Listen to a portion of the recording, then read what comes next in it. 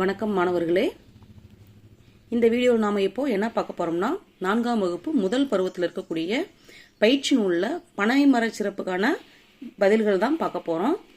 வாங்க என்ன கொடுத்துருக்காங்கன்னு பார்க்கலாம். 2.1 என்ன கொடுத்துருக்காங்கன்னா, பொருளை பெயரோடு இணைப்பேன் எழுதுவேன். பொருளை பெயரோடு இணைப்பேன் எழுதுவேன். என்ன கொடுத்துருக்காங்க? இது என்னது? பனை விசிறி. இது என்னது? பனை விசிறி. இது நுங்கு. இது கருப்பட்டி. இது நுங்கு வண்டி, ஓலைச்சுவடி, பனங்கிழங்கு. இங்க நம்மளுக்கு 6 கொடுத்துருக்காங்க இல்லைங்களா? இதுல எது சரின்னு சொல்லிட்டு நம்ம என்ன பண்ணணும்? எடுத்து எழுதணும். சரிங்களா? இது என்னது? பனை விசிறி, நுங்கு, கருப்பட்டி. அதுக்கப்புறம் இருக்குது என்னது? நுங்கு வண்டி, ஓலைச்சுவடி. இது பனங்கிழங்கு. இது என்னது? பனங்கிழங்கு. அடுத்து பாருங்க, குறிப்புகளுக்கு ஏற்ற விடையை பொருத்துவேன். குறிப்பு கொடுத்துருக்காங்க, அதுக்கேற்ற நம்ம என்ன பண்ணணும்? விடையை பொருத்தணும். சரிங்களா? முதல்ல என்ன குறிப்பு கொடுத்துருக்காங்க? காய்த்து பழுத்திடுவேன், பிரித்து பார்த்தால் மஞ்சள் நிறமாய் இருப்பேன், சுட்டு சாப்பிட்டால் கூடுதல் சுவையாய் இருப்பேன். நான் யார்? அது என்னது? பனம்பழம். என்னது? பனம்பழம். கூடைகளாய் மாறுவேன், கூரைவேயை பயன்படுவேன், கைவினை பொருள் செய்ய உதவுவேன். நான் யார்? அது இருந்து என்னது? பனை ஓலை. பனை ஓலை வச்சுதான் நம்ம என்ன பண்ணலாம்? கூடைகள் இதெல்லாம் நம்ம என்ன செய்யலாம்? மண்ணில் ஊன்றி நிற்பேன், நீரை தக்க வைப்பேன், நிலத்தின் நீர்மட்டம் உயர காரணமாவேன். நான் யார்? அது பனையோட வேறு. பனை வேறு தான் என்ன பண்ணும்? மண்ணில ஊன்றி நிற்கும், நீரை தக்க வைக்கும், அதான் நிலத்தடி நீர்மட்டம் உயர காரணம். இது பனை வேர். அடுத்து பாருங்க, பனம்பாளையில் ஊறிடுவேன், இனிப்பாய் இருந்திடுவேன், கருப்பட்டி தயாரிக்க உதவிடுவேன். நான் யார்? பதநீர். கருப்பட்டி எதுல இருந்து வரும்? பதநீர்ல இருந்து தான் வரும். 2.3 என்ன கொடுத்துருக்காங்க பாருங்க, அட்டவணையை நிறைவு செய்வோம். அட்டவணை என்ன செய்யணும்? நிறைவு செய்யணும். என்ன கொடுத்துருக்காங்கன்னா, மரம், தென்னை, பனை, இந்த 2 மரங்கள்ல இருந்து கிடைக்கக்கூடிய உணவுப் பொருள் என்ன? அதுக்கப்புறம் இந்த 2 மரம், தென்னை மரம், பனை மரத்துல இருந்து என்னென்ன பொருட்கள் செய்யலாம்னு சொல்லிட்டு கேட்டிருக்காங்க. என்னென்ன உணவுப் பொருள் கிடைக்கும்? தென்னை மரத்துல இருந்து இளநீர் கிடைக்கும், தேங்காய் கிடைக்கும். அதுல என்னென்ன பொருள் செய்யலாம்? தென்னந்தொடப்பம் செய்யலாம், தென்னையில விசிறி செய்யலாம். பனை மரத்துல என்ன கிடைக்கும்? நுங்கு, பதநீர், பனங்கற்கண்டு, பனங்கிழங்கெல்லாம் சாப்பிட்ற பொருள், உணவுப் பொருளா கிடைக்கும். அதுல என்னென்ன பொருள்? கைவினை பொருள் செய்யலாம், நுங்கு வண்டி செய்யலாம், பனை விசிறி செய்யலாம், காற்றாடி செய்யலாம். சரிங்களா? உங்களுக்கு தெரிஞ்சதா எழுதிக்குங்க.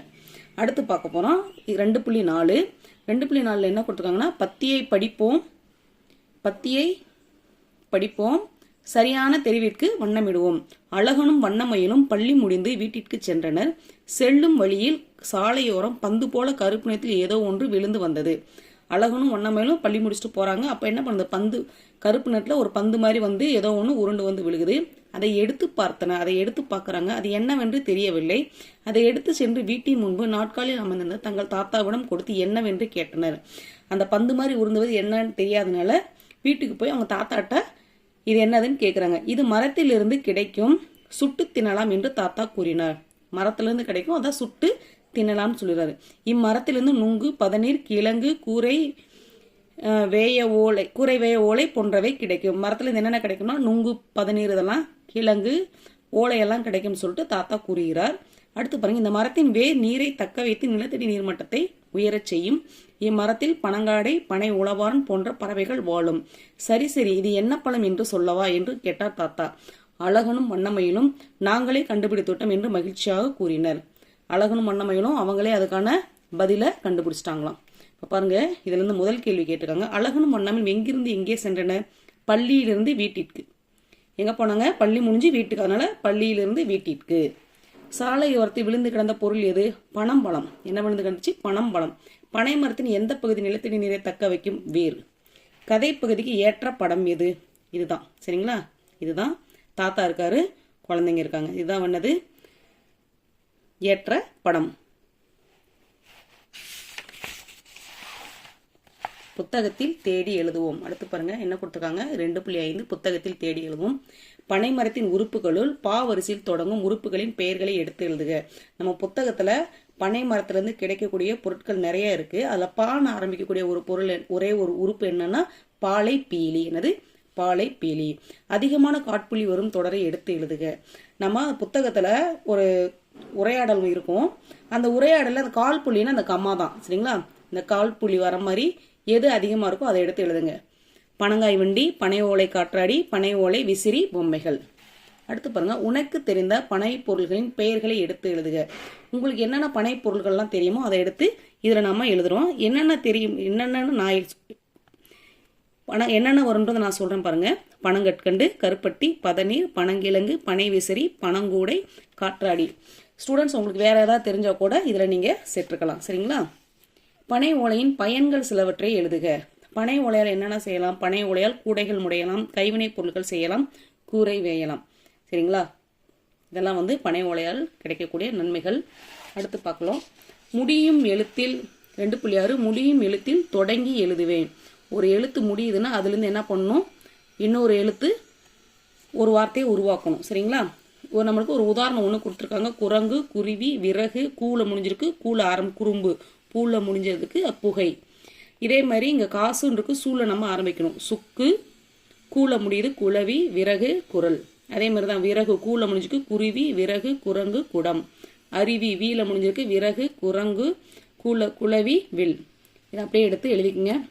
கரும்பு, பூ, புகை, கை, கைதி, திட்டம் எடுத்து எழுதிக்கங்க.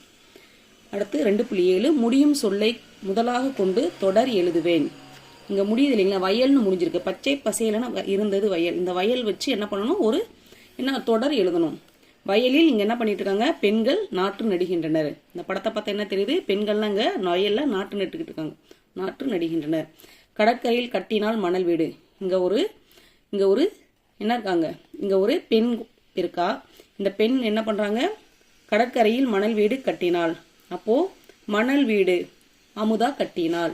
இங்க பாருங்க, துள்ளி ஓடியது புள்ளிமான். புள்ளிமான் ஓடி. புள்ளிமான் வச்சு நம்ம என்ன பண்ணணும்? ஒரு தொடர் உருவாக்கணும். புள்ளிமான் காட்டில் வாழும் விலங்கு. புள்ளிமான் எங்க வாழக்கூடிய விலங்கு? காட்டில் வாழும் விலங்கு. 2.8 பாருங்க, முடியும் சொல்லை முதலாக கொண்டு நிரப்புவேன். முடியும் சொல்லை முதலாக கொண்டு நிரப்புவேன். அதாவது இங்க பாருங்க, குருவி குஞ்சு அம்மாவுடன் சண்டையிட்டது. இங்க சண்டையிட்டது இல்லைங்களா? அதை வச்சு அடுத்த தொடர் உருவாக்கணும். சண்டையிட்ட குருவி குஞ்சு கூட்டை விட்டு பறந்தது. பறந்ததா? அப்ப இங்க பாருங்க, இங்க இருக்கு பறந்து. இதை எடுத்து நிரப்பணும். பறந்து வந்த குருவிகளுக்கு பசி எடுத்தது.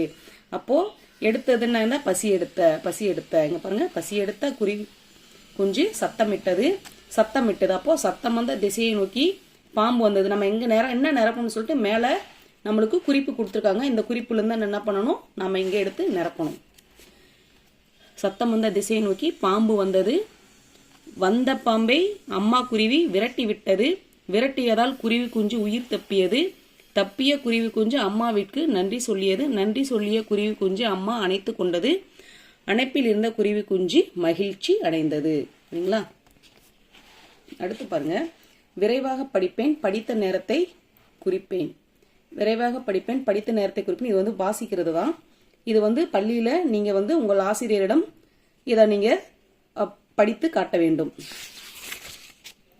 அடுத்த பக்கத்தில் என்ன கொடுத்துருக்கேன்னா, படிப்பேன், மின்னுவேன். இங்க பாருங்க, அட்டவணையை படிப்பேன், விடை எழுதுவேன். கீழே என்ன? உனக்கு பிடித்த சொற்கள், நண்பர்களுக்கு பிடித்த சொற்கள். பிடித்த சொற்களை நம்ம எடுத்து இங்க எழுதிக்கணும். சரிங்களா? உங்களுக்கு பிடித்த சொற்கள் எதுவோ அதை நீங்க இங்க எடுத்து எழுதிக்கணும். உன் நண்பர்களுக்கு பிடித்த சொற்கள் இங்க எடுத்து எழுதிக்கணும்.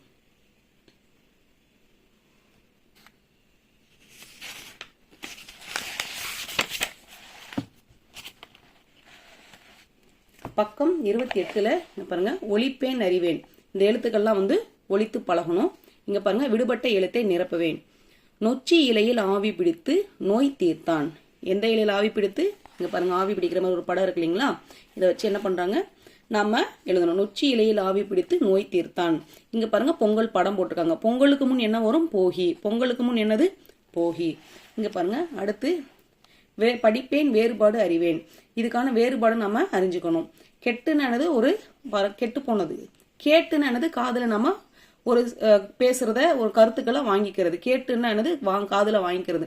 தெங்குன்னா தென்னை மரத்தை குறிக்கும். தேங்குன்னு நீர் தேங்குகின்ற ஒரு இடத்தை குறிக்கும். தேங்குன்னா ஒரு இடத்துல தங்கி இருக்கிறத குறிக்கிறது. பெருன்னா ஒரு பொருளை வாங்கி கொள்றது. பேருன்னா இருக்கக்கூடிய செல்வங்களை குறிக்கும். வெம்புனா உடம்பு சூடாகி ஒரு மாதிரி, அதான் வெம்புது அப்படின்ற மாதிரி சொல்லுவாங்க. வேம்புன்னா வேப்ப மரத்தை குறிக்கும். மெல்னா நல்லா மென்னு சாப்பிட்றத குறிக்கும். மேல்னா ஒரு குறில் நெடிலா மாறும்போது அதோட அர்த்தமே மாறுகிறது. மேல்னா ஒரு மேஜை மேல ஒரு பொருள் இருக்கு. வேற எதுவா மேலன்னா மரத்து மேல குருவி வந்திருக்கு. அந்த மாதிரி மேல்னா ஒரு ஒரு பொருள் மேலே இன்னொன்று இருக்கிறதுக்கு பேர் தான் மேல்னு வரும். வெட்டினா வெட்டுறது, வேட்டினா ஆண்கள் கட்டக்கூடிய உடையை குறிக்கும். சரிங்களா? அவ்வளோதான் இந்த பாடம் பனைமர சிறப்புக்கான பதில் முடிந்தது. இந்த வீடியோ உங்களுக்கு பிடிச்சிருந்தா லைக் பண்ணுங்கள், கமெண்ட் பண்ணுங்கள், உங்கள் நண்பர்களும் பார்க்கணும்னா ஷேர் பண்ணுங்கள், மறக்காமல் சப்ஸ்கிரைப் பண்ணுங்கள். நன்றி, வணக்கம்.